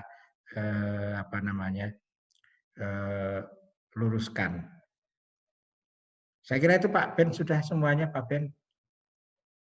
Nah, sudah semuanya Pak ya. Terus ini ada tambahan 2 pertanyaan sih di chat Pak. Tapi sebelum itu ada yang raise hand ini Pak. Yang raise hand Pak Samsul Bari tadi sudah terjawab ya Pak ya. Kemudian Pak Maidi, moga silakan Pak Maidi. Makasih Kang Ben. Pembelajaran daring ini memang pada saat situasi sekarang memang harus dilakukan mengingat pandemi ini. Tapi pembelajaran daring ini bukan hanya karena pandemi ya. Ya. Perkembangan ke depannya memang harus terus dilaksanakan. Untuk kita yang di Papua ini ya daring ini sangat membantu. Yang saya tanyakan, ada pembelajaran daring yang tadi Bapak sampaikan menggunakan modul, kemudian menggunakan video, kemudian juga Vicon ya, video conference yang sekarang kita lakukan ini. Nah, seberapa efektifnya menggunakan modul atau video ditaruh di kanal YouTube, dan sekarang yang kita lagi lakukan Vicon ini. Dari 3 itu, apakah kolaborasi antara 3 itu atau salah satunya menurut Bapak atau salah duanya gitu? Di video atau ini saja, modul saja atau Vicon begini saja? Dari sini mungkin pendapat Bapak untuk pencerahan bagi kita yang efektifnya yang bagaimana gitu. Kemudian begini sedikit pendapat. Kalau luring, sedangkan luring saja presentasi untuk pencapaian dari apa yang kita ajarkan, literasinya, itu saja tidak mencapai 100%. Saras, pendapat saya ya, kalau daring ini malah justru lebih efektif, kita ketahuan presentasinya yang memang benar-benar siapa yang serius gitu. Kalau dia bisa sampai selesaikan dengan daring, maka kita tahu bahwa memang dia serius. Kalau luring, kita berhadapan dengan 100% siswa itu, kita tidak bisa tahu siapa yang serius dan siapa yang tidak. Kalau di daring ini kita akan tahu. Kalau dia selesai menyelesaikan tugas dengan cepat, berarti dia serius. Tapi kalau luring kita kasih tugas, ya Anda tahu apakah orang ini serius, yang penting bikin aja gitu. Gitu dari kami, salam sejahtera untuk kita semua. Terima kasih atas kesempatan yang diberikan. Ya. Baik, monggo Pak Farji. Pertama gabungan Pak Fraja, Pak Maidi. Jadi tidak ada yang lebih unggul menurut saya. Jadi kita harus menggabungkan seperti tadi saya sampaikan ketika memaparkan bagaimana strategi kurikulum pembelajaran daring. Itu menurut hemat saya yang paling efisien, efektif itu adalah yang kita menggabungkan. Bahkan ketika kita menggunakan modal luring seperti modul tadi, itu kita gabungkan dengan daring. Ya, kita gabungkan dengan daring yang barangkali tidak harus dengan Vicon. Nah, Vicon mungkin diperlukan, tapi tidak terjadwal rutin mingguan misalnya. Tapi dengan kalau sekarang dengan modul itu kan terbantu dengan era sekarang ini. Di mana dulu ketika tadi Pak Frans mengatakan 2003 itu dirubah dari ujian bersamaan ke pendidikan kesetaraan, kemudian ada belajar modul, dulu susah itu mengendalikan belajar modul itu. Maka kemudian akhirnya kan mereka berbondong-bondong merubah seperti sekolah, ala-ala anak sekolah, kayak anak SMA, kayak SMP, kayak SD, pertemuan. Sehingga kemudian kehadiran itu menjadi salah satu indikator keberhasilan program pendidikan kesetaraan. Karena kita tidak bisa belajar modul. Nah, sekarang di era sekarang ini setelah kita mengenal adanya media sosial, ini bisa menjadi sebuah blended dengan belajar modul sebagai delivery sistem pembelajaran. Jadi mereka belajar modul, tapi kita istilah Jawanya itu dikaroki. Bahasa Indonesianya itu didampingi, ditanya bagaimana perkembangan belajarnya sejauh mana. Tutor agak cerewet di grup WA itu. Nah lama-lama kan peserta didik akan juga akan ya Bu ini sebentar nih saya ini itu jadi blendingnya di situ Pak. Nah sekarang belajar modul itu akan luar biasa dan saya katakan kepada teman-teman tutor kalau teman-teman tutor itu pengen sah honornya dibayar ya jangan kemudian anak-anak ini silakan belajar modul nanti ketemu pas ujian. Nah itu honornya nggak sah itu, nggak halal, ya kan? Tapi agar honornya itu sah, maka Bapak Ibu tutor itu harus melakukan pendampingan. Di era sekarang, kalau dulu kan dikenal tutor kunjung. Dulu kan dikenal ada program tutor kunjung. Tutor mengunjungi lokasi-lokasi warga belajar yang ada di tambak, ada di kebun kelapa sawit. Dulu kan kita kenal tutor kunjung. Nah sekarang dengan grup WA itu bisa kita bangun bagaimana peserta didik bisa kita tanya, kemudian motivasinya kita kembangkan, kita tingkatkan untuk belajar modul, kita tanya sejauh mana dia menguasai materi, kemudian penugasannya ada kesulitan atau tidak, kita tanya di grup WA itu. Nah ini akan menjadi luar biasa Pak Maidi untuk perkembangan pembelajaran yang berbasis modul tadi. Baik itu pendidikan kesetaraan, baik itu juga LKP yang menggunakan pembelajaran berbasis modul, ya kan? LKP kan juga bisa mengembangkan kegiatan pembelajaran berbasis modul. Nah, Hanya yang perlu kita pikirkan bagaimana modul itu disusun, dia memang benar-benar sebagai delivery system pembelajaran. Tidak modul itu sebagai buku teks. Nah, kita bisa melihat postur, struktur, materi modul UT. UT itu kalau menurut saya contoh best practice untuk pembelajaran berbasis modul. Jadi modul-modul UT itu memang bagus untuk dirancang bagi belajar mandiri. Jadi kalau teman-teman kursus itu ingin mengembangkan pembelajaran modular, silakan baca buku-buku UT itu, kemudian ditarik, kemudian diterapkan di lembaga kursus dan di-blended dengan dalam jaringan yang dengan menggunakan cukup WA. Loh, sekarang tuh WA bisa dengan forum loh. Bapak Ibu sudah sudah tahu belum kalau grup WA itu bisa untuk Vicon seperti ini. Maksimal 50 orang. Bisa 50 ya? Kemarin Iya. 8 ya. 50 orang, bisa 50 orang di forum, Pak. Jadi kalau kita buka di grup, kita klik yang di itu, yang lampiran itu, ya kan lampiran, kemudian ada pilihan galeri, pilihan foto, pilihan apa kan ada pilihan forum itu. Nah, kita bisa mengundang maksimal 50 orang. Nah, kalau satu kelas kursus kan paling-paling berapa sih jumlahnya? Kan bisa Vicon lah, Vicon seperti Zoom ini. Ya. Dan juga bisa share screen. Bisa share screen. Jadi sekarang tidak ada alasan, aduh harus beli Zoom. Nah kalau Zoom itu kan untuk webinar yang jumlahnya sampai ratusan, kita terpaksa beli. Google Meet juga bisa, Microsoft itu juga bisa. Ini baru dapat info Pak, terima kasih nih. Ya, WA itu kan enteng Pak, ringan kalau WA itu Pak. Ya, ya. Timingnya mungkin bisa diinfo, saya belum dapat ini. Coba timingnya berapa lama ya? Seperti kalau tidak ada batas seperti Zoom. Ya, tidak kalau ada. Zoom tidak berbayar ya cuma 40 menit itu. Ini tidak ada batas Pak. Ini info baru ya, Pak. Batasnya cuma kuota aja, semampunya kuota yang dimiliki.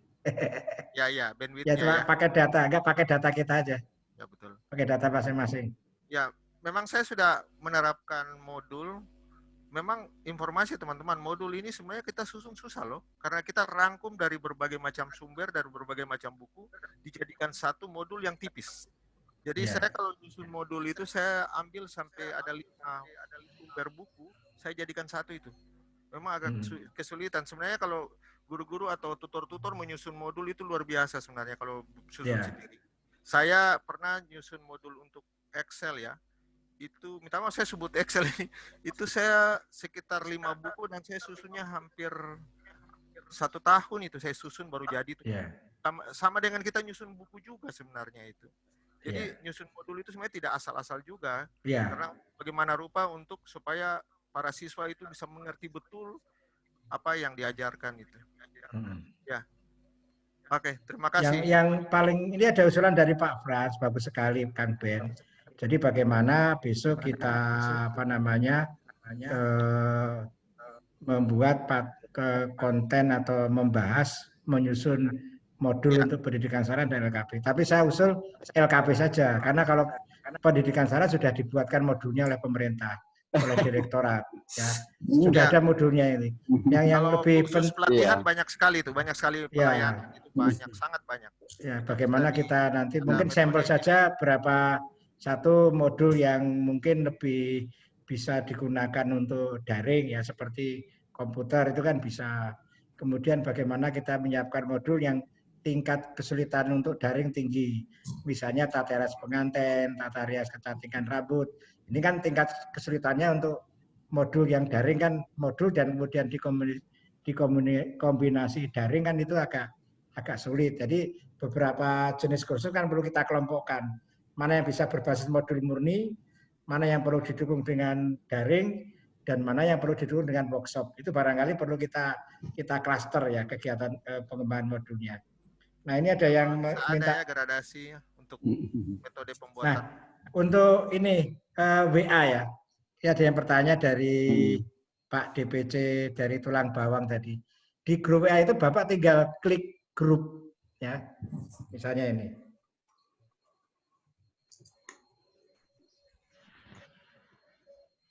Ya. Wah, nggak kelihatan ya. Grup kemudian pejat lampiran. Nah, pejat lampiran kan kemudian ada, nggak kelihatan Bang, ini gimana nih? Coba pakai ini aja Pak. Ya, pejat lampiran.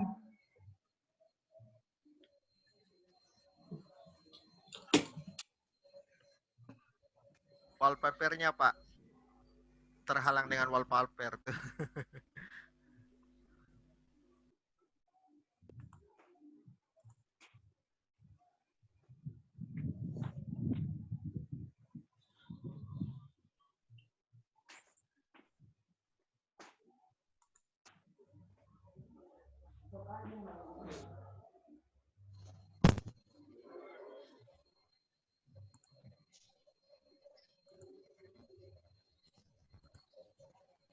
Ini punya saya aja Pak.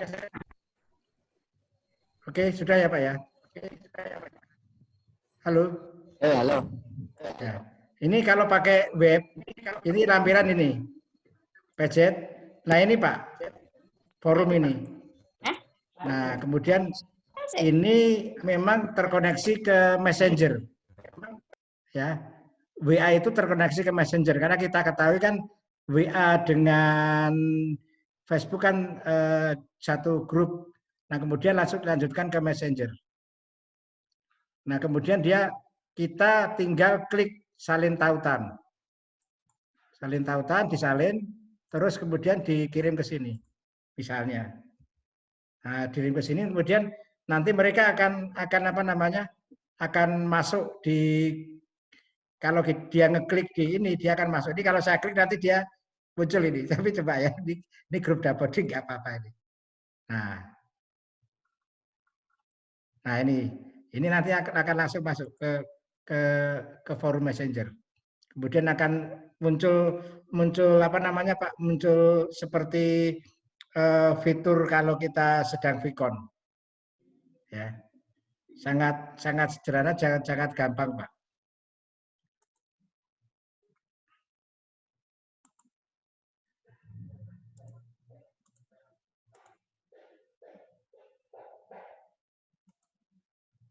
Nanti dicoba-coba aja Pak ya. Ya, baik. Bagaimana Bapak Ibu? Assalamualaikum. Waalaikumsalam warahmatullahi wabarakatuh. Bagus Pak informasinya. Saya baru dapat. Sepertinya apa butuh sih. Sesi sebentar Bu ya. Sepertinya butuh sesi khusus buat ngulik WA ini Pak Fauzi. Iya. Ya, ada lagi bahan Pak. Karena familiar sekali. Oh iya Bapak Ibu, di absen itu di bagian akhir ada usulan tema. Oh iya. Silakan Bapak Ibu ini tulis ya di situ temanya apa yang dibutuhkan, dan mudah-mudahan kita bisa apa namanya berkolaborasi dengan narasumber yang memang kompeten di bidang tema yang Bapak Ibu usulkan. Oh iya, ini sebelum kita akhiri, ini sudah lebih lewat 12 menit Bapak Ibu. Kita lanjut sampai jam berapa atau pripun Pak Fauzi? Saya deh saja. Lanjut Pak, lanjut. Nanti yang WA itu dicoba-coba gampang kok itu Pak. Yang kami di Papua yang mengeluh sebenarnya. Iya. Jadi WA itu kan sebenarnya video conference bersama Messenger. Jadi sebenarnya Messenger itu Pak. Messenger, tapi karena WA itu terkoneksi dengan Facebook, di Facebook itu kan ada Messenger. Nah kemudian ketika kita nanti sudah punya tautan, siapapun yang ngeklik tautan itu kan masuk ke Messenger itu. Tanpa dia punya Facebook. Tanpa dia harus masuk ke WA. Tanpa akun Facebook bisa. Tanpa akun Facebook bisa. Yang penting dia nanti punya linknya. Punya linknya yang kita bagikan ke grup WA. Fiturnya WA ya? Fiturnya dari WA fiturnya. Itu kan bisa kita sering ngeklik yang lampiran itu loh Pak. Kan kita nggak sadar ada forum itu loh. Ya kan? Di samping galeri. Antara galeri dengan dokumen kalau nggak salah. Ini kok enggak ada pernah informasi tentang begini ya, Pak? Saya sering... Ya, inilah gunanya akademi gradasi, Pak. Ya, walaupun saya bicara kurikulum pembelajaran daring kan ini hanya ketemu ini gitu loh. Ya kan, Pak? Ini Pak, semangat. Ilmu. Dan kalau hanya 10 orang, 20 orang, Kan kita ngapain pakai yang ribet-ribet Zoom. Ini sama ringannya gitu loh. Messenger kan ringan ini. Iya, Facebook bandwidth-nya sama dengan Facebook aja itu. Iya, Kita ringan. nonton video di Facebook kan sama aja itu. Di Facebook kita nonton video lancar sekali itu. Iya. Di WA juga nonton video. Kang Ben namanya gulik-gulik sekarang Kang Ben tuh. Kelihatannya gulik-gulik itu Kang Ben. Pencoba dia. Jangan-jangan mau mengundang kita di forum di grup gradasi. Coba ya. Kalau gradasi nggak tahu kan ya kita kita generasi digital masa kita nggak tahu kan, harus tahu kita. Jadi malu kita Pak. Betul ya Kak Ben ya? Betul ada. Ini bonus tema ya Pak ya. Bonus tema ini. Iya. Jadi memang di lampiran itu ada forum, memang berhubung dengan Messenger. Sekarang memang kan untuk WA, kemudian Instagram, Facebook itu kan sudah satu link itu Bapak Ibu. Jadi itu sudah jadi satu kesatuan. Dan masing-masing bisa saling butuhkan. Makanya boleh dibilang WA yang business ya, atau WA business itu terhubung dengan Fantek Pak. Jadi saya sendiri ganti nama saya nggak bisa Pak. Ganti nama identik dengan memutus dengan Fantek yang ada di Facebook gitu Pak. Makanya nama saya tetap yang ini yang nomor 99 itu terus Diklat Media itu saya ganti nggak bisa itu Pak. Bisa diganti tapi terputus dengan Fantek yang ada di Facebook. Itu contoh saja. Makanya tadi sepertinya kok perlu ini pembahasan tentang WhatsApp ini dan seluk-beluknya. Iya. Setuju. Minggu depan. Karena ringan ini. Minggu depan saya tagih ya Bang Ben ya, saya tagih nanti ya kalau jadi kita tunggu minggu depan. Kalau minggu depan tidak, kita geruduk ke rumahnya Bang Ben bareng-bareng. Silakan ya. Jadi minggu depan masih Pak Mas Daryanto terkait dengan instruktur dan kompetensi siswa. Insya Allah di bulan September Bapak Ibu mungkin bisa kita tindakan sesuai dengan tema-tema yang tadi Bapak Ibu usulkan. Baik, ini sudah jam 21.16. Saya kira cukup ya Bapak Ibu ya. Kita dengarkan closing statement dari Pak Fauzi. Baik, terima kasih. Enggak. Saya malah tertarik closing statement-nya itu ngulik masalah WA ini tadi. Jadi bagaimana kita memberdayakan WA sebagai media pembelajaran daring untuk blended learning. Jadi untuk menambah kegiatan belajar berbasis modul, dia belajar tatap muka, kan dia mengerjakan penugasan. Nah, kita kan kalau dengan Zoom yang gratis kan kita akan dibatasi 40 menit. Nah, dengan WA pertama kita ringan. Ya tadi ada yang bertanya, ringan mana Zoom dengan WA? Ya sama ringannya, tapi kalau bayar ya ringan WA. Kalau Zoom kan harus punya akun yang organisernya, itu harus punya akun yang berbayar gitu. Tapi kalau di grup WA tadi, siapapun bisa sebagai organizer. Dia bisa sebagai host, ya tidak harus punya akun berbayar. Berapa lama dia mau mengadakan kegiatan pembelajaran tidak dibatasi. Dan kita tahu WA itu kan ringan. Di Facebook juga ringan. Saya kira ini nanti perlu Kang Ben, nanti yang lebih ahli. Jangan saya loh Kang Ben, saya nggak bukan ahlinya di bidang itu. Saya hanya tahu saja ini bisa itu, nanti cari narasumber yang lebih ahli mengulik-ulik masalah ini ya. Bagaimana sepertinya Pak Fauzi menguasai betul loh. Saya itu hanya belajar dari adik-adik ya, belajar di YouTube. Saya sering nonton YouTube saja. Nonton YouTube terus tahu itu kan dari YouTube, enggak dari pergaulan di YouTube itu loh Pak Medi.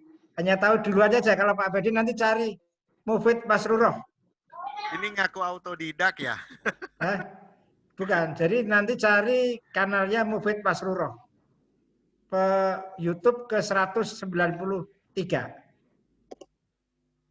Jadi dia YouTube ke 193 Mufid Masruroh. Mufid gitu aja udah. Itu banyak itu kanunya. Mufid Masruroh. Mufid Masruroh. Ya. Tayangan ke 193. Dia tiap hari bikin kalau perlu itu ditarik ke gradasi Pak Kang Ben. Itu bagus itu. Ya tiap hari dia bikin teknik-teknik pembelajaran untuk para guru-guru ya. Nah saya belajarnya dari beliau itu, masih muda anaknya itu. Baru ya tahu ya beberapa hari yang lalu. Wah ini endorse ya? sekali. Endorse akun YouTube ya? Oh enggak endorse enggak. Luar biasa Pak, terima kasih infonya Ya, ini bagus sekali. saya kira itu closing statement-nya ya. Jadi saya tidak akan berpanjang-panjang. Mudah-mudahan Bapak Ibu bisa mengimplementasikan dari apa yang kita peroleh malam hari ini, mengendapkan. Dan saya kira paling yang tertarik itu yang terakhir tadi itu. Bagaimana menggunakan WA Group menjadi forum untuk kegiatan pembelajaran daring tanpa kita harus investasi. Kan menghemat investasi nih Pak ini. Kan menghemat investasi tidak harus. Saya sewa Zoom yang berbayar itu berapa itu? 1.3 atau berapa? Yang untuk 500 orang. Saya punya kalau nanti gradasi mau pakai kapan-kapan asal nggak taburan. Kalau malam kan nganggur itu Zoom saya itu Pak. Kalau malam kan nggak dipakai malam, tapi 500 saja Pak, 500. Kalau malam mau dipakai misalnya banyak yang ini punya Pak Kang Ben dipakai, ada jadwal bersamaan kan bisa punya pakai saya. Tapi paling sampai bulan Oktober nanti, kalau sudah pandemi tidak lagi kan saya juga ngapain sewa Zoom nggak harus menghasilkan. Sewa Zoom itu kan harus menghasilkan, begitu ya Pak Medi ya? Harus kembali investasinya. Saya kira itu Bapak Ibu sekalian, terima kasih dan mudah-mudahan apa yang kita peroleh bermanfaat dan juga kita tetap dalam lindungan Tuhan Yang Maha Esa, Allah SWT, dan kita selalu terhindar dari wabah COVID-19 dan saudara-saudara kita yang saat ini sedang terpapar bisa diangkat virusnya, diberi kesembuhan, dan bisa beraktivitas kembali. Terima kasih. Kalau ada kekurangan, saya mohon maaf. Dan kalau ada jarum yang patah, jangan disimpan di dalam peti, karena sulit Pak mencarinya. Kalau ada kata-kata yang salah, jangan disimpan di dalam hati. Assalamualaikum warahmatullahi wabarakatuh. Waalaikumsalam warahmatullahi wabarakatuh. Luar biasa, Pak Fauzi. Terima kasih Pak Fauzi. Terima kasih. Sama-sama. Baik, kita tutup dulu ya Bapak Ibu. Mudah-mudahan apa yang Pak Fauzi paparkan bahkan boleh dibilang lebih dari cukup. Tadi bisa bermanfaat dan tentunya menjadi jariah Pak Fauzi untuk itu ilmunya ya, mudah-mudahan bermanfaat untuk anak didik, untuk masyarakat sekitar, dan mudah-mudahan menjadi sebuah pencerahan ya untuk Indonesia. Indonesia lebih baik lagi, Indonesia lebih maju lagi, dan kita akhiri kurang lebihnya dari saya mohon maaf. Insya Allah di Senin depan kita masih ada sesi untuk guru dan tenaga kependidikan, yaitu tentang kompetensi instruktur, itu tolak ukur kompetensi siswa, dan insya Allah akan disampaikan oleh Pak Mas Daryanto, beliau salah satu anggota LALPK. Baik Bapak Ibu, bagi yang belum absen silakan absen sampai nanti jam 22, jam 10 malam, dan mudah-mudahan di acara-acara ke depan kita bisa mengikuti lagi dengan baik, dan tentunya tidak seperti yang tadi disampaikan Pak Fauzi. Kelemahan Vicon adalah video mati sehingga kita tidak tahu beliaunya ada di tempat apa tidak, dan mudah-mudahan tidak terjadi pada kita ya Bapak Ibu ya. Baik, mungkin itu Bapak Ibu, terima kasih, tidak berpanjang lebar. Kurang lebihnya mohon maaf. Assalamualaikum warahmatullahi wabarakatuh. Waalaikumsalam warahmatullahi wabarakatuh. Terima kasih Pak Fauzi, Kang Ben.